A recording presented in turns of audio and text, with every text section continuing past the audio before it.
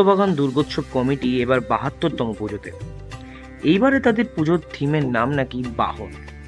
এই বাহন কি, কেন এবং কিভাবে তারা ফুটিয়ে তুলেছে সম্পূর্ণটা জেনে নেব তাদের কাছ থেকে। এই বছরে আমাদের পুজোর থিমের ভাবনা হচ্ছে বাহন।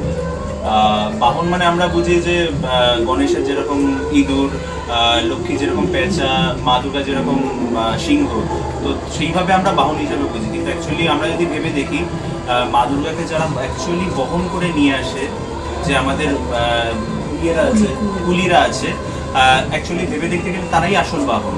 তো আমাদের ভাবনাটা তাদেরকেই নিয়ে, যে তারাই অ্যাকচুয়ালি মাকে নিয়ে আসে এবং মাকে নিয়েও যায় তারা। তো সেই ভাবনাকে রেখে আমাদের এই পুজো।